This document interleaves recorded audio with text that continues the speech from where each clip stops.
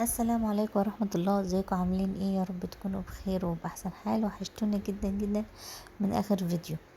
النهاردة ان شاء الله هنعمل مع بعض تجهيزات المصيف. انا كنت كده طالعة مصيف يومين، فحبيت ان انا اخد كل حاجة هحتاجها بحيث ان انا ما اشتريش اي حاجة من هناك، والحمد لله يعني الحمد لله عدوا والاكل كفانا وكان كتير والحمد لله.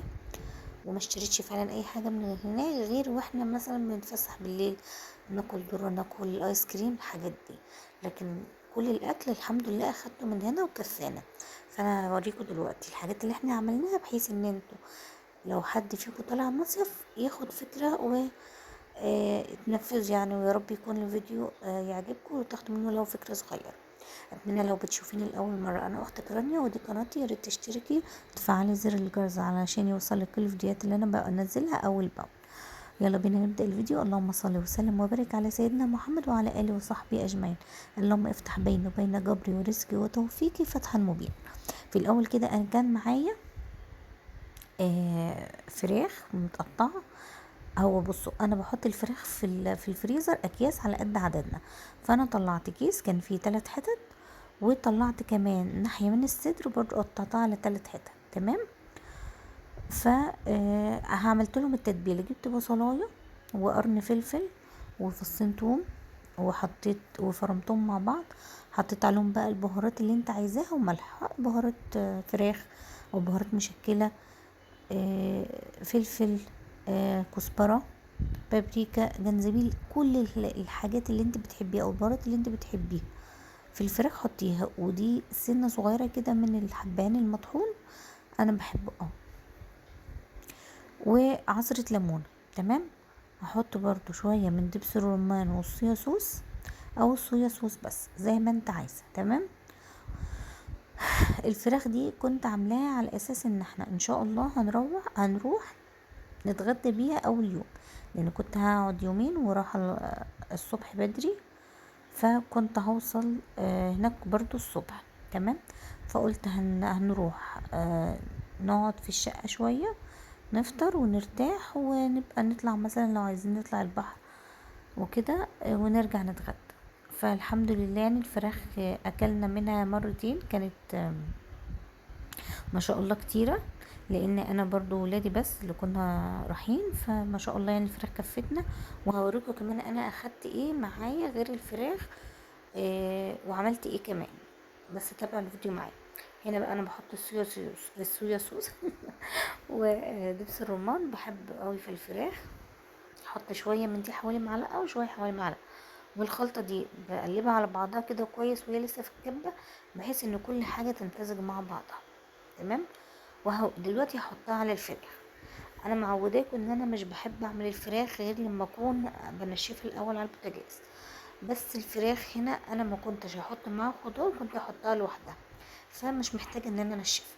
فقلت ان انا اتبلها وهشيلها فتره، يعني هشيلها شويه في التتبيله. ممكن تعمليها من بالليل زي ما انت عايزه وتسويها الصبح قبل ما تمشي، ممكن تعمليها مثلا قبلها بيوم زي ما انت عايز. انا حطيتها في التتبيله من حوالي المغرب وولعت عليها حوالي الساعه 12 بالليل. والصبح طبعا كانت باردة وكويسة وكمان يعني حطيتها في العلبة اللي احنا هناخدها فيها، او حطيتها في الحاجة اللي انا هاخدها فيها. فانا في اليوم ده الصراحة ما نمتش، يعني ساعتين كده ريحت على السرير، بس نوم ما نمتش. فعملت بقى بقية التجهيزات وحضرت الشنطة وحضرت كل حاجة احنا هناخدها. فاليوم ده انا ما نمتش. فطبعا لما ولعت على الفراخ الساعة 12 وكنت بعمل برضو تجهيزات التانية، فكل حاجة كانت على الساعة 2 خلصانة ما شاء الله. سبتها بقى كلها تبرد من الساعة 2 كده. طبعا كنت قاعدة يعني جنب الحاجة بجهز بقى طبعا الحاجة اللي هتحط في الشنطة، الحاجة الهدوم اللي احنا هناخدها والحاجات دي. ولما الفراخ بردت والكفتة طبعا ايه جهزتها. بس لازم يعني ايه تسيب الحاجة تبرد او تهدى شوية. هنا بقى بعد ما عملت الفراخ وحطيتها بقى في التلاجة كده عشان يعني اسيبها في التتبيله كده لحد ما اجي اسويها. كنت خلاص هعمل كفته. معايا هنا نص كيلو مفروم. جبت بصلايه كبيره وبشرتها. انا عايزاها مبشوره عشان عايزه الميه بتاعتها تمام. وحطيت عليها كمان شويه ملح بحيث انها تنزل ميه اكتر. كان معايا نص كوبايه واقل شويه من نص كوبايه برغل مغسول، انا غسلاه كويس قوي ومش منقوع ولا اي حاجه، انا غسلاه بس. حطيته على البصله وحطيت معاه حوالي معلقتين ميه وبسيبهم علشان البرغل يتنقع بميه البصل، بيبقى طعمه احلى بكتير قوي لما تنقعيه بميه سخنه. لا كده احلى، يعني كده لما تنقعيه في البصله وتنزل ميتها عليه بيبقى كده حلو قوي. وحطيت برضو بصله متوسطه او صغيره، وحطيت معاها كمان قرن فلفل، عايزه بقى تحط حامي عايزه تحط بارد براحتك.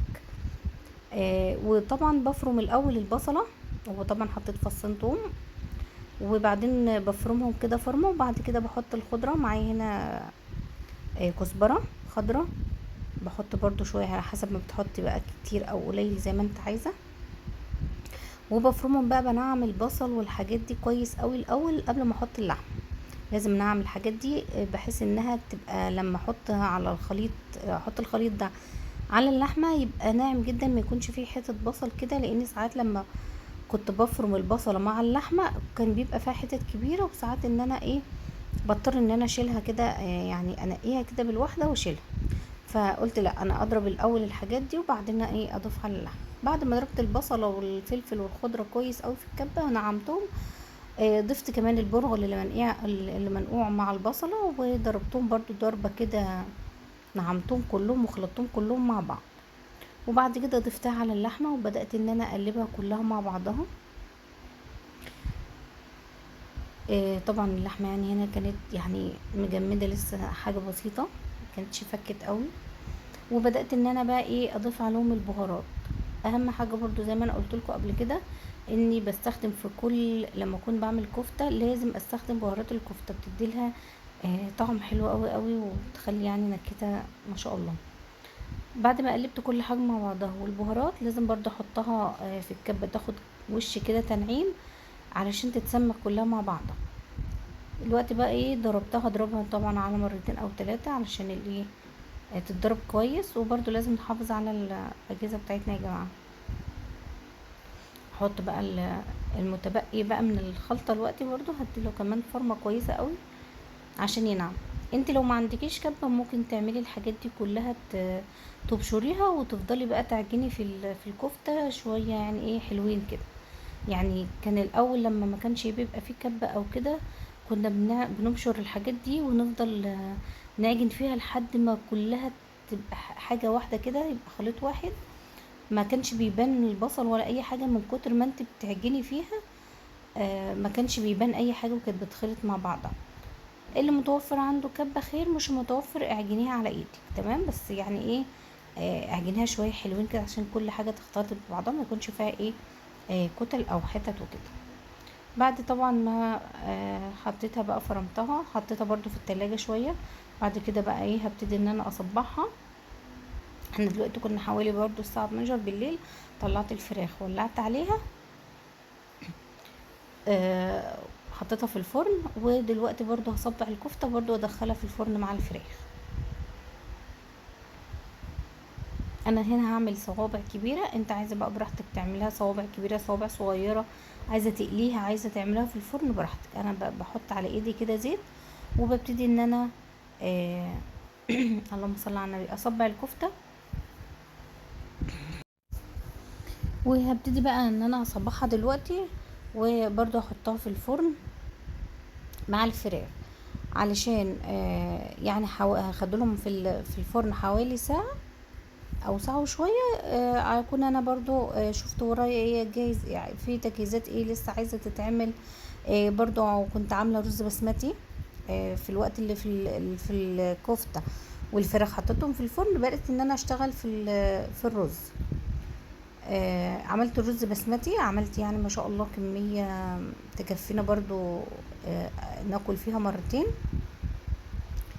ف يعني على ما الفراخ اتعملت والكفته كنت عملت الرز البسمتي. بعد كده بقى لما طلعتهم وسبتهم يهدى بدات ان انا ايه اجهز المشتريات واشوف اللبس زي ما قلت لكم الحاجات دي. برضو كان في حاجات هاخدها برضو، كوبايات واطباق والحاجات دي، بدات ان انا اجهز كل حاجه بحيث ان انا ما انساش اي حاجه. لان دايما سبحان الله يعني الواحد لما بيكون حاطط افكار في دماغه لما يكون مسافر او رايح مكان بتكون مرتبة افكارك، بس تيجي وقت التنفيذ تلاقي كل الافكار طارت، متبقيش عارفة تبتدي منين ولا تعملي ايه. انت كنت هتاخدي ايه، كنت مرتبة ايه، ما تعرفيش. هي كده كل حاجة بتكون اتنست في ثواني سبحان الله. بتبقى كده يعني ايه مش عارفة آه كركبة بقى يعني مش عارفة. المهم ان انا بقى ايه فضلت ان انا اعمل بقى اشوف ايه اللي ورايا، اقعد افتكر كده انا عايزه ايه، احط ايه اللي اتحط وايه اللي ما اتحطش. والحمد لله السفريه كانت كويسه، ما نسيتش اي حاجه. الحمد لله. كل حاجه كنت محتاجاها اخدناها. يعني كانت كويسه وسفريه خفيفه كده الحمد لله. هم يومين يعني مش كتير، بس انا ما حبيتش ان انا ايه اكتر اكتر من كده. انا اساسا مش بحب ما كنتش بحب من زمان قوي المصيف. ما رحتوش من سنين، لاني بصراحة يعني من كتر ما الواحد بيسمع عن البحر وحالات الغرق اللي بتحصل والحاجات دي، انا بقيت بخاف جدا جدا. وكنت كل سنة لما ولادي بصراحة كانوا بيقعدوا يتحايلوا عليا انا كنت برفض تماما، لاني بخاف جدا جدا والله العظيم. انا بقيت مرعوبة. انا مش عايزة اقول لكم اليومين اللي انا رحتهم دول، انا يعتبر انا ما حسيتش بالمصيف. انا كنت رايحة بس عشان اخد بالي من الولاد، والله العظيم كنت طول ما هم في البحر انا قاعده كده يعني لازم يكونوا الاتنين جنب بعض وقدامي على الشط. يعني اول ما يدخلوا بس شويه كده لا اجري عليهم اجيبهم، ومش مش عايزه ان هم يبعدوا بعيد عني. كانت يعني حاله رعب كنت مربيه لهم الرعب. طبعا ربنا يستر علينا وعلى اولادنا كلنا يا رب ما يخسرش حد. بس والله العظيم لما بشوف حد او اسمع خبر عن حد غرق قلبي بيوجعني جدا جدا. ناس مش ببقى عارفاهم، ناس اغراب اول مره اشوفهم، بس بزعل جدا جدا. ساعات بقعد اعيط والله العظيم، قلبي بيوجعني فعلا فعلا. فربنا يا رب يخلينا اولادنا ويبارك لنا فيهم وما يحرمناش منهم ولا يورينا فيهم اي مكروه يا رب العالمين.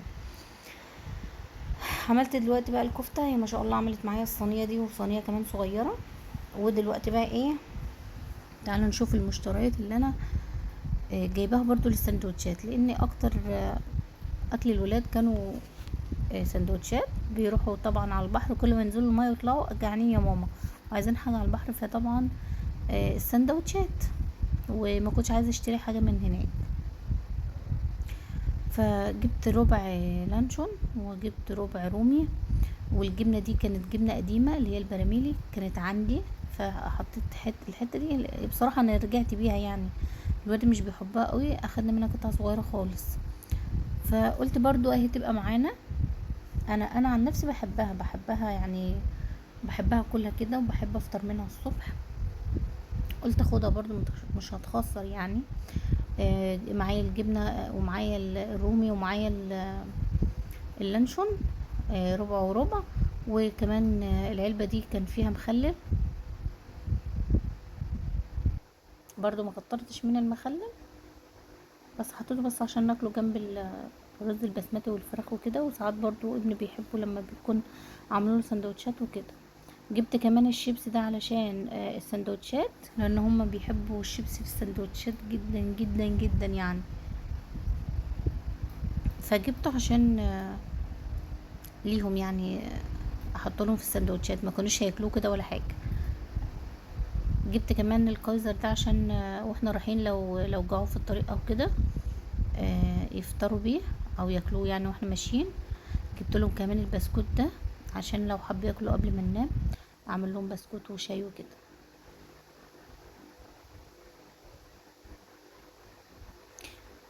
كمان شاي وسكر ما استغناش عنه انا الشاي ده روحي روحي روحي ما استغناش عنه. حطيت معايا شاي وسكر يكفيني. الولاد يعني الولاد بصراحة مش بيشربوا قوي، مش بخليهم يشربوا شاي كتير عشان الانيميا وكده، بس ده عشاني والله الحمد لله. كفاني وفاض شاي كمان وسبته في الشقة اللي انا كنت فيها. ودي الكفتة ما شاء الله بعد ما طلعت بسم الله ما شاء الله كان طعمها حلو قوي، والبرغل مش باين فيها ولا اي حاجة، كان طعمها تحفة. بس البرغل بيزود الكمية. تمام، يعني مش عايزة تحط برغل براحتك، انا بحطه عشان يزود الكمية.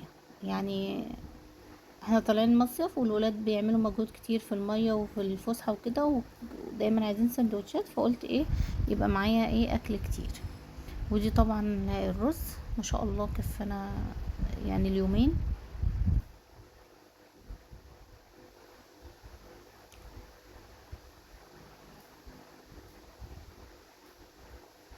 ودي الفراخ بعد ما طلعت من الفرن ما شاء الله، هي تبان قليلة بس والله ما كانت قليلة، والله العظيم فاض منها والحمد لله. زي ما قلت لكم كده الولاد اساسا اكتر اكلهم عايزين سندوتشات. تمام، فكان اللي بياخد حتة ساعات ما بيكملهاش. اكلنا الفراخ اول يوم على مرتين، واكلنا الكفتة تاني يوم برضو على مرتين. وجايبه كمان التفاح ده عشان الولاد ياكلوه، مرضتش اجيب عنب بصراحه وفضل يتفعص مني فقلت التفاح يعني جامد وكده فمش هيتبهدل. بس ودي كانت المشتريات. وطبعا اخدت كاتشب معايا، واخدت كوبايات واخدت معالق واخدت كل حاجتي والحمد لله. واخدت بيض كمان، فالحمد لله. وده بقى كان فيديو النهارده. اتمنى لو الفيديو عجبك وخدت منه ولو فكره صغيره، متنسيش بقى تحط لايك وتعليق حلو منك. اي تعليق ان شاء الله يا رب يكون وجه كده مبتسم او قلب او اي حاجه، يكون مسروره جدا وسعيده. ولو لسه ما اشتركتيش في سامحوني عشان انا لسه صاحيه، اشتركي في القناه. السلام عليكم ورحمه الله.